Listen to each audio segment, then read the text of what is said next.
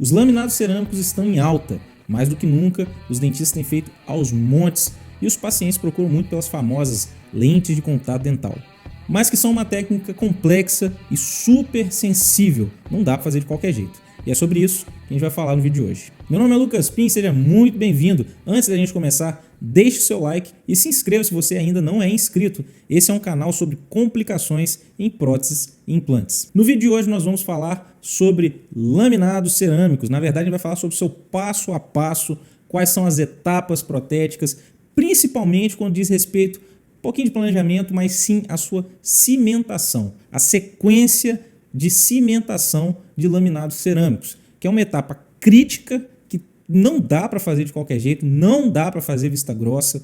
Cada cerâmica se comporta de um jeito diferente e sobre essas considerações que eu vou estar passando no vídeo de hoje. E como é de praxe, eu sempre trago um artigo científico para embasar o meu conteúdo criado aqui no YouTube. Vamos para o artigo. E o artigo que eu trago para vocês hoje é uma reabilitação estética de dentes anteriores desgastados com laminados cerâmicos finos, que é o que está em alta hoje, né? As lentes de contato dental. Eu até já gravei vídeo aqui sobre considerações das lentes de contato dental sem preparo. Se quiser dar uma olhada, tem vídeo sobre isso lá no canal. No vídeo de hoje, no artigo de hoje, o caso é sim com preparos. Não vou me ater muito em planejamento, em preparo e moldagem, mas sim na etapa de cimentação. Mas antes você já sabe, se você quiser ter acesso a esse e outros artigos, a todos os artigos científicos que eu utilizo, basta entrar no meu canal do Telegram. O link de acesso está na descrição desse vídeo. E vamos descer aqui no artigo. Aqui é um caso de anteriores desgastados, tá, que foi reabilitado com cerâmicas, né? Cerâmicas, no caso, feldspáticas. Isso é muito importante a gente saber, porque cada cerâmica vai ter um condicionamento diferente uma da outra. E existem cerâmicas que não são sensíveis a ácido, elas não sofrem condicionamento ácido. Isso é muito importante o protesista saber identificar e manipular cada uma dessas cerâmicas. O caso em questão é de uma paciente jovem, sexo feminino, com desgastes anteriores, muito comum em pacientes que fazem bruxismo. Daí já vai uma ressalva. Paciente com desgaste anterior e é jovem, suspeite, isso não fecha diagnóstico, mas suspeite de bruxismo. Inclusive, eu passo placa protetora para todos os pacientes laminados cerâmicos. Todos, até de uma maneira preventiva. Eu brinco que é uma espécie de cinto de segurança. A gente nunca sabe quando vai bater o carro, mas todo dia a gente coloca o cinto de segurança.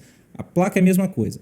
A placa, a gente nunca sabe quando vai ranger os dentes, mas a placa vai estar lá, protegendo o nosso trabalho. Então, já está incluído no orçamento do paciente que faz os laminados comigo, uma placa protetora, uma placa mais fina, o mais confortável possível, quando o paciente não tem bruxismo, né? Quando o paciente fechou o diagnóstico, ele não tem bruxismo.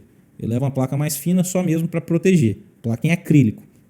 Quando tem bruxismo, é uma placa adequada para paciente que faz bruxismo. Tá? Mas o ponto é, se o paciente tem desgaste, isso não impede que esse paciente seja reabilitado. Isso é muito importante.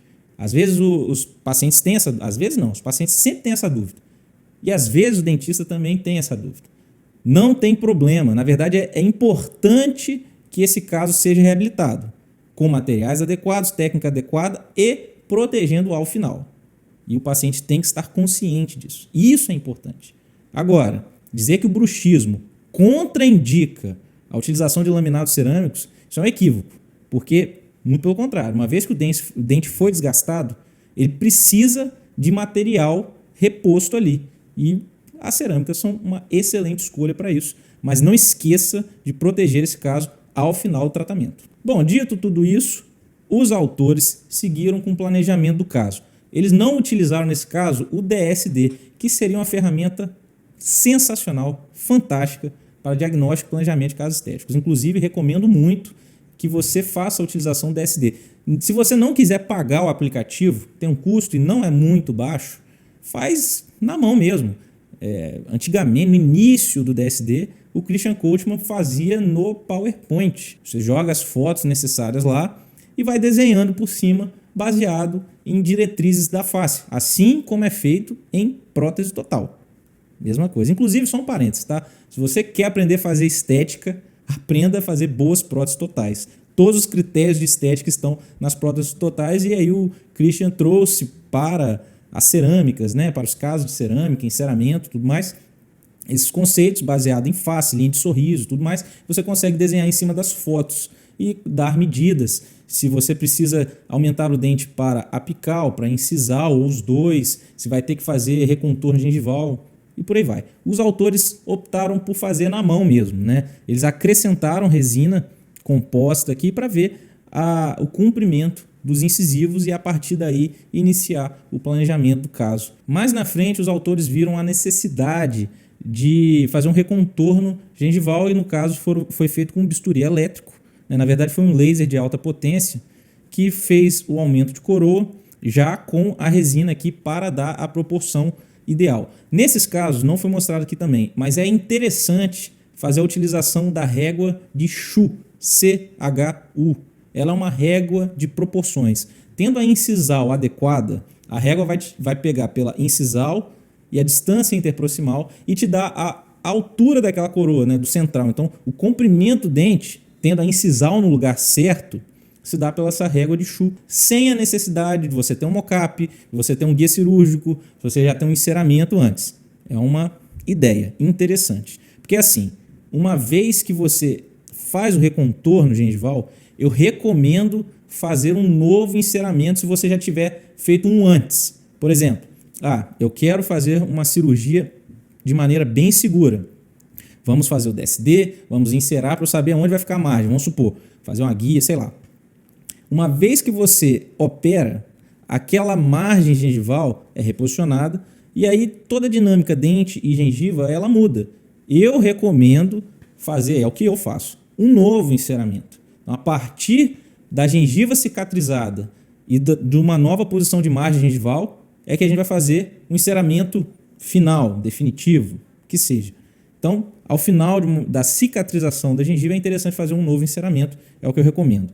E assim foi feito, né? Um enceramento e, na sequência, a transferência do enceramento para a boca, muito conhecido como mocap. Isso pode ser feito de algumas maneiras. Pode ser feito com resina flow, pode ser feito com resina dual e pode ser feito com resina bisacrílica. Cada profissional tem a sua escolha. Eles fizeram com resina flow e muralha transparente, que é uma técnica também muito interessante. É importante avaliar os custos. Tá? Mocap eu faço com resina bisacrílica.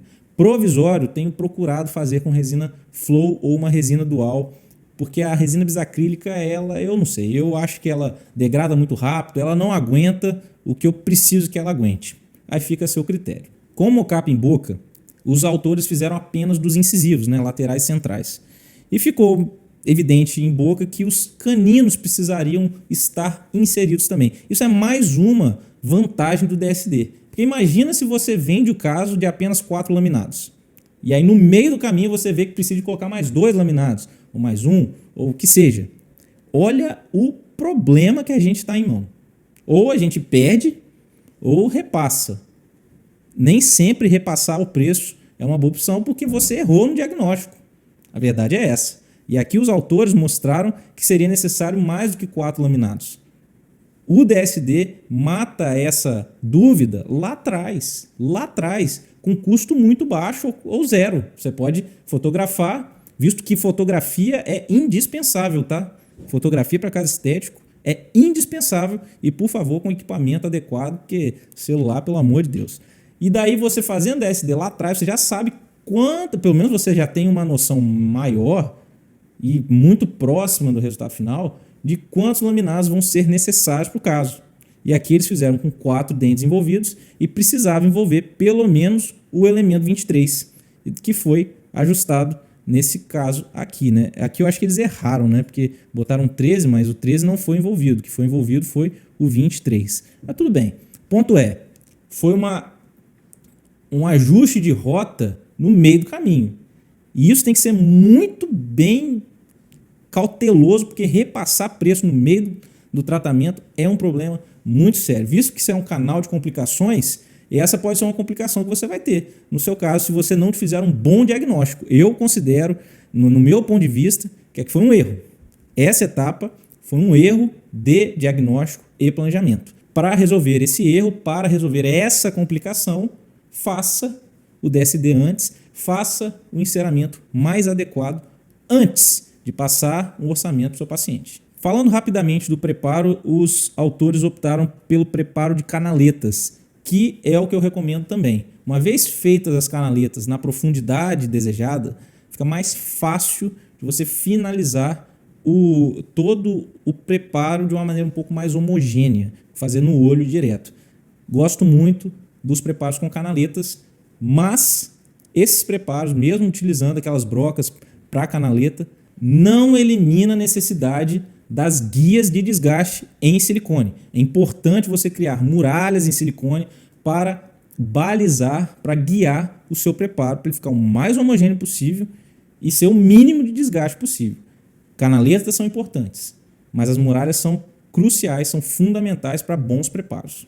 Aqui os preparos estão finalizados, são preparos bem conservadores, eles mantiveram os pontos de contato.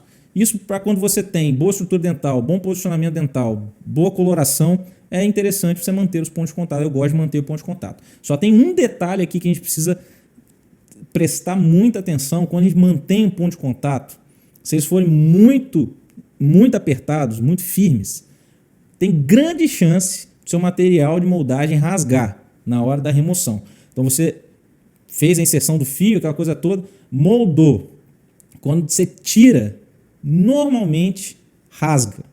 Para casos nos quais o ponto de contato é mantido, é importante, pelo menos é o que eu sempre faço, porque eu já cansei de rasgar moldagem e ter que repetir. É importante você pegar uma fita metálica mesmo, e abrir um pouquinho esse ponto de contato. Não deixar muito firme. Você raspa ali, só para realmente, você passa um fio dental, depois o fio dental tem que estar passando frouxo.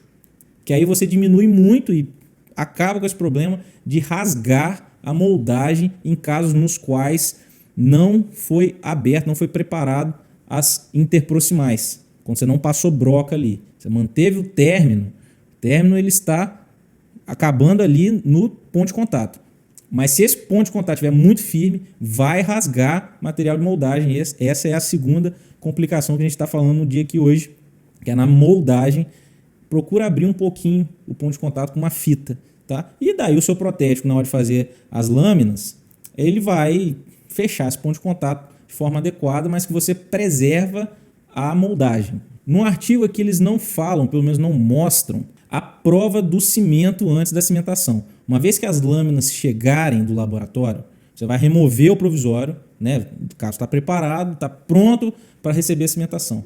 É fundamental a prova do cimento, cimentos Traim, que eles custam praticamente a mesma coisa do cimento resinoso. E aí muita gente acaba não comprando, né? Porque, bom, é aquele tipo de economia que não é muito vantajosa. Porque se você erra a cor e está cimentado, você perde o trabalho, você tem que começar do zero. Tem que começar do zero. É transtorno, é custo. Tenha cimentos Traim. Tenha cimentos Traim. Tá? Essa etapa aqui os autores não mostraram. Mas, para uma cimentação segura, tenha cimentos Traim. Na sequência do artigo, os autores criam 3 tabelas que me chamaram a atenção. Porque é o seguinte, eu trabalho com complicações. Todo meu projeto, meu curso, todo o conteúdo que eu falo é sobre complicações. E para quem é meu aluno no curso completo que eu tenho de controle de complicações, sabe que um dos pilares do controle das complicações é você otimizar os seus resultados. Você utilizar ferramentas para diminuir falhas humanas. E uma das mais poderosas, cientificamente provada, eu mostro, ela tem vários estudos em cima disso, é a criação de checklists. Criação de checklists passo a passo. Isso diminui muito a chance de erro. É uma coisa banal, é fácil de fazer, simples, o custo é mínimo, porém com resultados incríveis. Estudos mostram que até 35% das complicações graves são resolvidas com a utilização de checklists simples. E essas 3 tabelas nada mais são do que um checklist, um passo a passo, para você não errar nada. Por exemplo, um checklist simples de implante que faz toda a sequência operatória e muitas vezes te lembra de trocar o programa de inserção do implante. Você sai de um programa de perfuração que está a 1000 rotações por minuto, gira super rápido, para 30 rotações por minuto.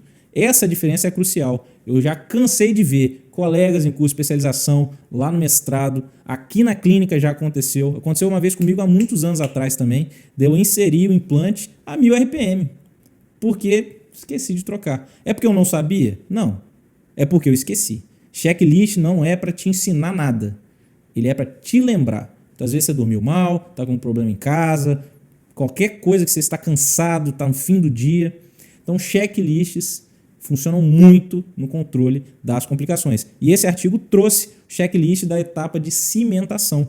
Essa tabela 1 não interessa muito. Agora, a tabela 2 e 3 são importantíssimas. A tabela 2 fala da sequência de condicionamento da cerâmica e a tabela 3 fala do preparo dentário, do condicionamento dentário. Essas etapas são cruciais. Primeiro é a peça, depois é o dente. Isso é importante também salientar. E essa etapa de condicionamento da cerâmica vai mudar muito de cerâmica para cerâmica. Primeiro ponto na hora de um planejamento de laminado cerâmico. Você precisa selecionar cerâmicas que sejam adesivas. São cerâmicas ácido sensíveis. Tá? São as cerâmicas feldspáticas, a cerâmica disilicada de lítio e as leucitas. Essas são as cerâmicas mais utilizadas hoje, principalmente feldspática e silicado de lítio, tá? Que é o IMEX. A aplicação do ácido, principalmente, altera de uma para outra. Tá? As feldspáticas, pelo menos 1 minuto. As de silicato, no máximo, 20 segundos. Isso é crucial. Altera propriedades adesivas se você erra o tempo de condicionamento ácido com ácido fluorídrico. Então vamos lá. Tabela 1 é a sequência para condicionamento da cerâmica. Como é uma cerâmica feldspática, 1 minuto de condicionamento com ácido fluorídrico. Lavagem com água de forma vigorosa por 1 minuto. Sim, tem que lavar por bastante tempo para tirar todo e qualquer resíduo. Aqui eles sugerem a limpeza desse resíduo com cubo ultrassônica em álcool. Eu utilizo ácido fosfórico. Também existem estudos mostrando que a limpeza funciona bem. Acho mais prático. Então você faz o ácido fluorídrico, que é o ácido de porcelana, lava bem e aplica o ácido fosfórico, que é o ácido comumente utilizado no condicionamento dentário, esfregando. Você pega o microbrush, esfrega e depois lava bem. Na sequência você aplica um agente silano, tá? Ele coloca 1 minuto, mas já vi estudos mostrando que é importante esperar 3 minutos. Então você aplica o silano, espera evaporar e dá mais ou menos 3 minutos. Aplica um adesivo, e aí é um adesivo com carga. Sobre adesivos tem vídeo no canal. Tem vídeo no canal sobre adesivos e está escrito como adesivos universais não são para tudo. Alguma coisa assim. Que não é recomendado aqui nessa etapa utilizar adesivos que tenham solventes. Então os adesivos universais, adesivos no qual o primer e o adesivo estão juntos, não estão indicados, ou pelo menos não performam tão bem quanto adesivos com carga. Por exemplo, Scott Bond, Clearfield, OptiBond. Esses são sistemas adesivos que são padrão ouro para cimentação de laminados cerâmicos, visto que eles não devem ser polimerizados. Uma vez que você aplica o adesivo na cerâmica, você precisa passar e tirar bem o excesso. Tem que ser uma fina camada de adesivo. Você não polimeriza, coloca o cimento por cima desse adesivo. Se é um adesivo sem carga, esse adesivo tende a espalhar. O cimento tende a empurrar esse adesivo, deixar camadas sem adesivo. Tá? Então é importante que seja um adesivo com carga, que eu explico melhor nesse vídeo sobre adesivos que tem no meu canal do YouTube. E depois, a aplicação do cimento de acordo com a cor estudada e analisada e aprovada durante o cimento de prova, TRAIN. E depois a gente vai para a sequência operatória no paciente, mas que eu vou passar com as imagens aqui. Aqui a gente tem os laminados, eram 5 laminados, né? Do 12 ao 23. Temos aqui o ácido para a cerâmica, que é o ácido fluorídrico, 10%, e o agente silanizador, o silano. Tá? Esse aqui é o condicionamento do ácido, 1 minuto, lavar bem. No preparo em boca, os autores propõem uma etapa super importante e pouquíssimo utilizada, que é o jateamento com óxido de alumínio. O jateamento com óxido de alumínio faz uma bagunça mesmo, principalmente com os jatos que não vão água, eles são mais caros. Os jatos que são a seco que é só o pó e ar, o pó pressurizado, faz uma bagunça danada. Mas vale a pena, é uma bagunça que vale a pena. Procura sempre estar utilizando o isolamento absoluto modificado, coloque gaze para não entrar nada para a garganta do paciente, mas procure jatear, aumenta muito as propriedades adesivas do dente. Por mais que a maioria dos preparos esteja em esmalte, é muito interessante. Para a dentina, então, aumenta bastante as propriedades adesivas da dentina. Não deixe de jatear com óxido de alumínio. Na sequência, ele faz uma proteção dos dentes vizinhos com uma fita transparente, poliéster. Eu procuro utilizar fita Teflon. Até deixei separado aqui para mostrar. Eu procuro deixar com fita Teflon. Daqui é um laminado cerâmico, daqui é o excesso de cimento. É sempre importante que o excesso de cimento saia, né, em todo o perímetro do preparo. E fita de Teflon, que eu utilizo em todas as etapas de preparo dentário. Tanto no condicionamento ácido, que aqui vai ser aplicado ácido fosfórico. Então eu coloco a fita Teflon, aplico o ácido fosfórico, lavo, seco, tiro aquelas fitas e descarto. Porque tem umidade por debaixo delas. Eu seco muito depois que eu tiro as fitas também. Aí eu aplico novas fitas Teflon, aí aplico adesivo. Aí nessa etapa eu aplico adesivo e a gente não polimeriza. Esse é outro detalhe importante. E eu só removo a fita Teflon depois de remover o cimento. Porque nessa hora aqui, a gente tira o excesso de cimento com um pincel aqui, vai ficar um cimento nessa região aqui de ameia interproximal. O que você faz? Essa dica eu peguei com o professor Heitor Consenza. Você puxa por palatino, estabiliza a peça, pega a fita Teflon por palatino e puxa ela. Quando você puxa ela, ela sai tirando o excesso de cimento todo que fica aqui nessa ameia. Todo, sai mesmo assim. Então você puxa dos dois lados, facilita muito na remoção de excesso de cimento. E eu cimento uma a uma. Tem professores que fazem a cimentação de duas em duas, tem professores que fazem a cimentação com isolamento absoluto tradicional e utilizam aqueles grampos B4, são grampos que pegam bem na raiz assim. Eu não gosto, acho um risco para o tecido gengival, isso é uma opinião minha, mas bastante difundido aí, Instagram fora a gente vê bastante, eu não utilizo. Procuro fazer o isolamento ou relativo, bem feito, quando é uma peça só o relativo vai bem, ou o absoluto modificado. Nesse caso aqui foi um isolamento relativo com afastador labial, eu gosto muito do afastador Optragate, que é da Ivoclar, é um afastador sensacional, ou é ele ou é o absoluto modificado. Mas aqui os autores optaram por utilizar essas fitas de poliéster, tá tudo certo, não tem problema nenhum, só acho que o Teflon facilita na remoção de excesso. E aqui com o caso finalizado, uma foto com contraste, o caso ficou bonito, ficou muito bom, 1 ano e meio de acompanhamento e temos realmente um equilíbrio estético bem favorável frente aos dentes desgastados no início do caso. Se você quiser, vai lá, baixa o artigo e veja como estava no início, como está aqui no final com 1 ano e meio de acompanhamento. Lembrando, reforçando, bruxismo não contraindica laminados cerâmicos, mas tem que proteger ao final do tratamento. Se você gostou desse vídeo, curta, compartilhe, não deixe de se inscrever e deixe o seu comentário. Eu ficaria muito feliz de saber se você está gostando do conteúdo que eu estou criando. Se você quiser baixar esse e outros artigos, basta entrar no meu canal Telegram. O link está na descrição desse vídeo. Te vejo no próximo. Um forte abraço.